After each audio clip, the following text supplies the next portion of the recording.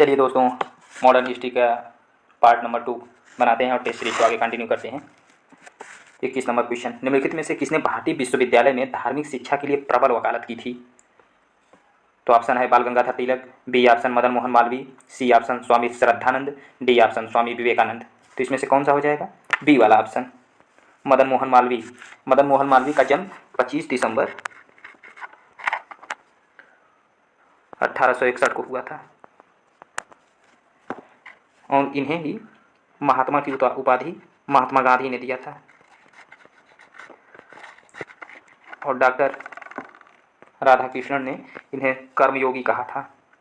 आप लोग comment box में कमेंट करके बताइएगा कि डॉक्टर एस राधाकृष्णन सर्वपल्ली भारत के क्या थे।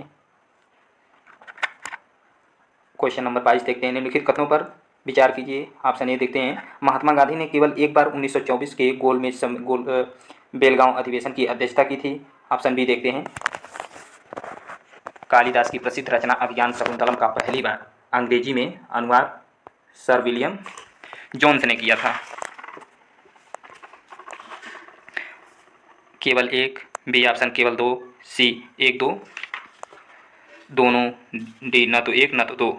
तो इसमें से यही सी वाला ऑप्शन सही हो जाएगा।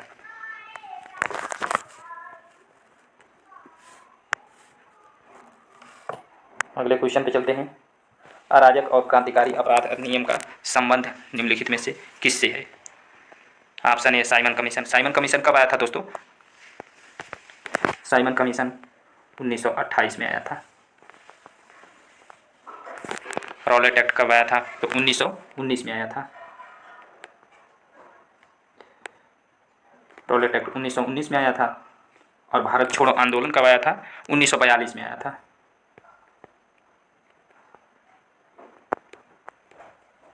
और सेफ्टी वाल्व सिद्धांत आप लोग कमेंट बॉक्स में कमेंट करके बताइए इसके बारे में।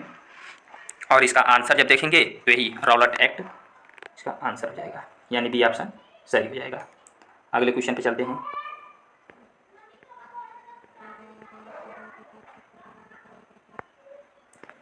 इस संगठन की स्थापना 1815 में की गई थी। इसने उपनिषद, बाइबल और कुरान की शिक्षाओं को मिलाकर एक उपदेश दिया कि ईश्वर एक है। महर्षि देवेंद्रनाथ टैगोर इसके सक्रिय सदस्य थे।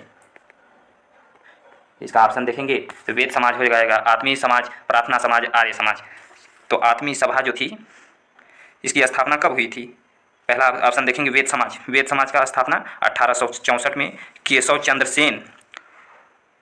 चंद्र सेन और ये श्री धरालू नायडू दोनों लोग ने मिलकर मद्रास में की थी। और आत्मीय सभा की स्थापना 1815 में की गई थी।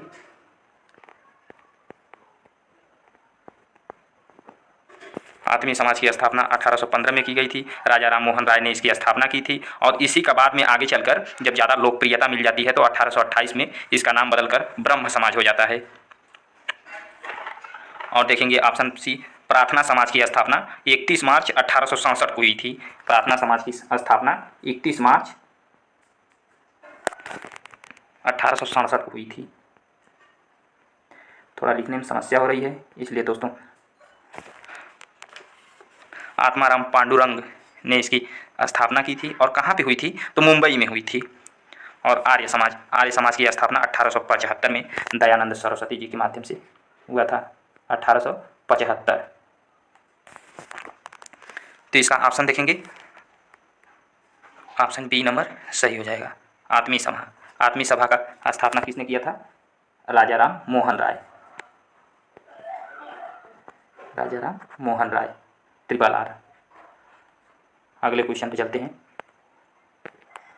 महात्मा गांधी का जीवनी कार लुई फिशर किस आंदोलन से संबंधित थे? तो इसका तो भारत छोड़ो आंदोलन हो जाएगा। लेकिन भारत छोड़ो आंदोलन कब आया था? 1942 में आया था। और सविनय अवज्ञा आंदोलन कब आया था? 6 अप्रैल 1930 को आया था। 6 अप्रैल 1930 को आया था। चंपारण आंदोलन 1917 में आया था। मैं उम्मीद करूंगा कि आप लोग समझ रहे होंगे।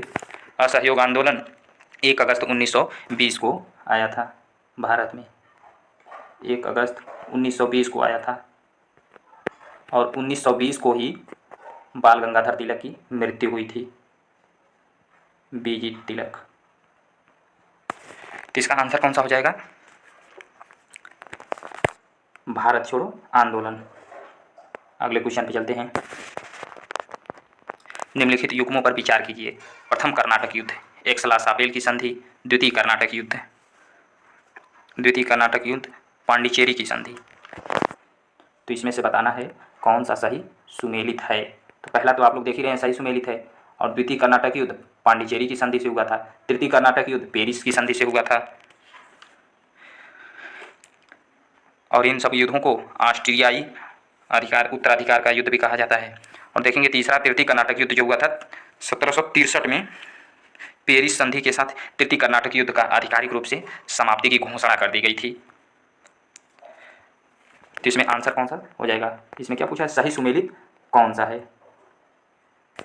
कौन सा से सही सुमेलित है इसमें से ना, तो पूछा है, तो आप लोग देखेंगे केवल बी नंबर सही सुमेलित है।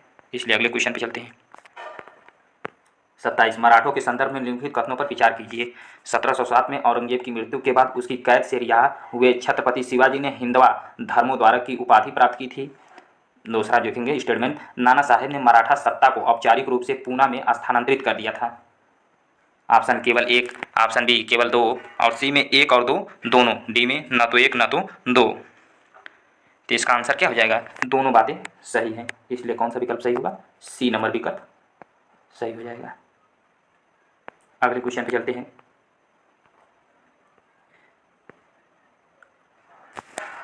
इसमें से सभी युग्मों को सुमेलित करना है। इसका तो काफ़ी कुछ बता दिया हूँ, इसलिए आप लोग इसका क्वेश्चन का आंसर बताएंगे कमेंट बॉक्स में, क्योंकि इसका मैंने लगभग में सब कुछ बता ही दिया है। 29 नंबर क्वेश्चन, भारतीय परिषद अधिनियम 1861 के संदर्भ में निम्नलिखित कथनों पर में से कौन सा सही है, यही बताना है। सत्येंद्र प्रसाद सिन्हा को इस अधिनियम द्वारा वायसराय की कार्यकारी परिषद में विधि सदस्य के रूप में नियुक्त किया गया था। दूसरा स्टेटमेंट देखेंगे, इस अधिनियम के माध्यम से लॉर्ड कैनिंग ने पोर्टफोलियो प्रणाली की शुरुआत की थी। जिसमें कौन सा विकल्प सही हो जाएगा? केवल दो सही होगा, दूसरा नंबर विकल्प इसमें सही हो जाएगा। अगले क्वेश्चन पे चलते हैं। निम्नलिखित में से कौन सी घटना लॉर्ड डफरिन के कार्यकाल की एक महत्वपूर्ण घटना थी? प्रथम जनगणना की शुरुआत, भारतीय राष्ट्रीय कांग्रेस की स्थापना, रामकृष्ण मिशन की स्थापना, मुस्लिम एंग्लो ओरिएंटल की स्कूल की स्थापना। तो इसमें से कौन सा हो जाएगा? बी वाला हो जाएगा, भारतीय राष्ट्रीय कांग्रेस की स्थापना। आप लोग बताएंगे भारतीय राष्ट्रीय कांग्रेस की स्थापना कब हुई थी? 1885 में हुई थी, 1885 में हुई थी।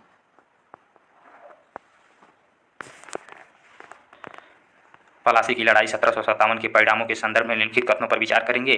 पहला स्टेटमेंट दिया है, ईस्ट इंडिया कंपनी को बंगाल, बिहार और उड़ीसा में मुक्त व्यापार निर्विवाद अधिकार दिया गया था। दूसरा देखेंगे, इंग्लैंड से स्वर्ण रजत का आयात इस लड़ाई के बाद बंद हो गया था।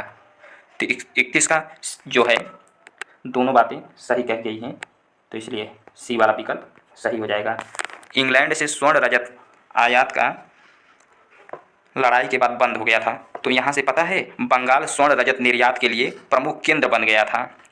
जब ये आयात बंद हो गया इंग्लैंड से स्वर्ण रजत का, तो यहाँ से बंगाल स्वर्ण रजत निर्यात के लिए प्रमुख केंद्र बन गया था बंगाल जो है। इसको भी आप लोग याद रखेंगे। और अगले क्वेश्चन पे चलते हैं।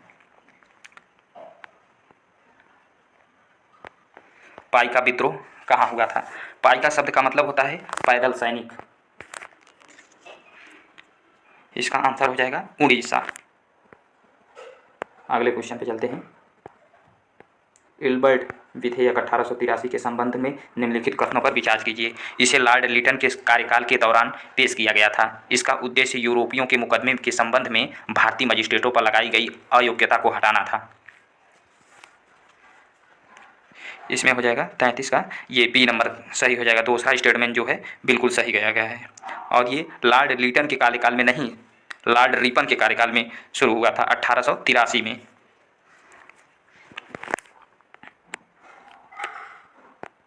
बी वाला ऑप्शन सही हो जाएगा, और ये लॉर्ड लिटन नहीं है, लॉर्ड रिपन है।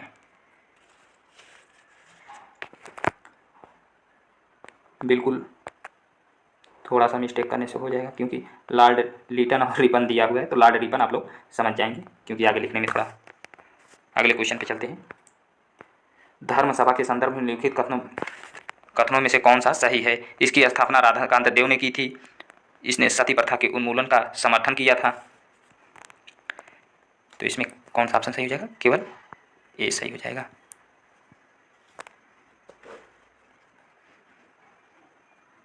और ये धर्म सभा की स्थापना कब किया था? 1830 में किए थे।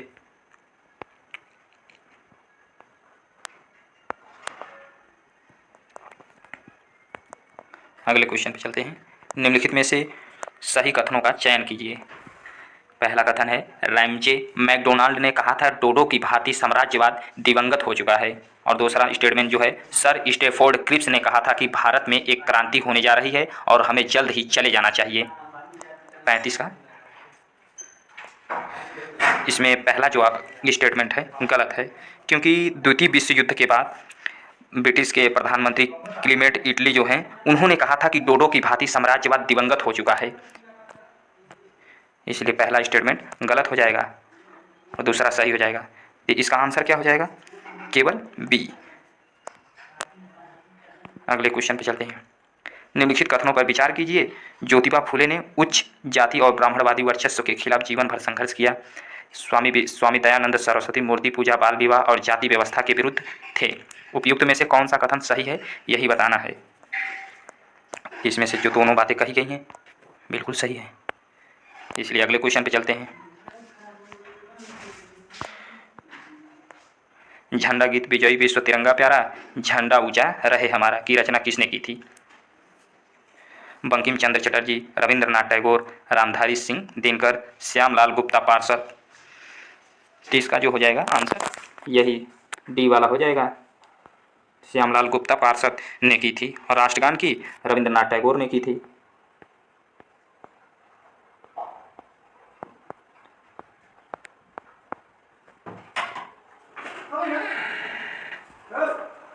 और राष्ट्रीय गीत की बंकिम चंद्र चटर्जी ने किया था।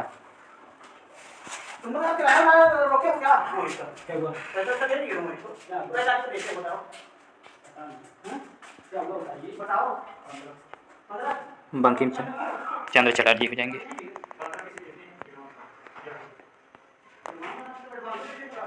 अड़तीस नंबर क्वेश्चन पे आप लोग चलेंगे। निम्न कथनों में से असत्य कथन का चयन कीजिए। ए, अनहैप्पी इंडिया पुस्तक की रचना लाला लाजपत राय ने की है। B, the rise and growth of economic nationalism in India के लेखक सतीश चंद्र हैं। मदर इंडिया पुस्तक कैथरीन मैया द्वारा लिखी गई है। डी, प्रिजन डायरी पुस्तक के लेखक जयप्रकाश नारायण हैं। इसमें कौन सा आंसर हो जाएगा? बी वाला हो जाएगा, क्योंकि the rise and growth of economic nationalism in India के लेखक जो हैं सतीश चंद्र नहीं हैं, बिपिन चंद्र हैं। कौन है? बिपिन चंद्र हैं।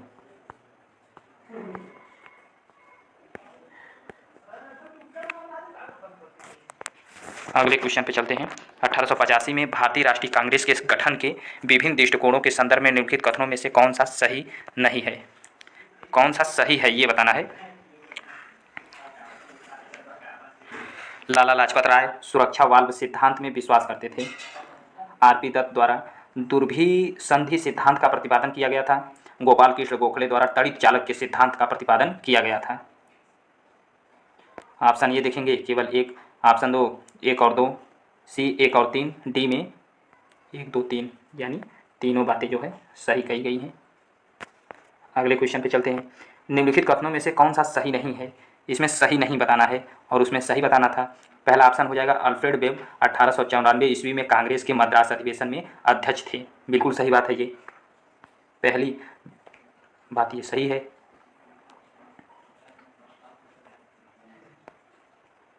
बाल गंगाधर तिलक कांग्रेस के अध्यक्ष कभी नहीं चुने गए, ये भी बात सही है। कांग्रेस के नागपुर अधिवेशन 1920 में पहली बार भारतीय रियासतों के प्रति अपनी नीति घोषित की गई थी, ये भी बात सही है। और डी वाला इसका आंसर हो जाएगा, क्योंकि इसमें पूछा है असत्य कथन, तो अरविंद घोष कांग्रेस के नरम दल से संबंधित थे। नहीं, बिल्कुल गलत, तो यही इसका आंसर हो जाएगा। आज के लिए इतना ही रखते हैं और जल्दी ही मिलते हैं नेक्स्ट वीडियो में। आप लोग चैनल को लाइक कीजिए, सब्सक्राइब कीजिए, कमेंट कीजिए और कमेंट करके जो क्वेश्चन पूछा गया है उसको बताइए। और कमेंट में आप लोग ये भी बता सकते हैं कि वीडियो में कहाँ पे क्या गलती हो रही है, किस बात का सुधार करना चाहिए। और ज़्यादा से ज़्यादा शेयर करिए। शेयर करके जब सब्सक्राइबर अच्छे बढ़ जाएंगे तो आप लोग को बताया GS वर्ल्ड, ध्येय IAS और दृष्टि IAS, संस्कृति IAS, सारी जितनी बड़ी बड़ी कोचिंगें हैं जिनके क्वेश्चन PCS में डायरेक्ट फंस जाते हैं टेस्ट सीरीज से, उनके सारे क्वेश्चन एक ही दिन में 150 क्वेश्चन कराए जाएंगे, फुल टेस्ट सीरीज कराई जाएगी। तो इसके लिए आप लोग जल्द ही जल्द सब्सक्राइबर को थोड़ा बढ़ाने का कार्य करें। धन्यवाद दोस्तों, आज के लिए इतना ही रखते हैं। मिलते हैं नेक्स्ट वीडियो में।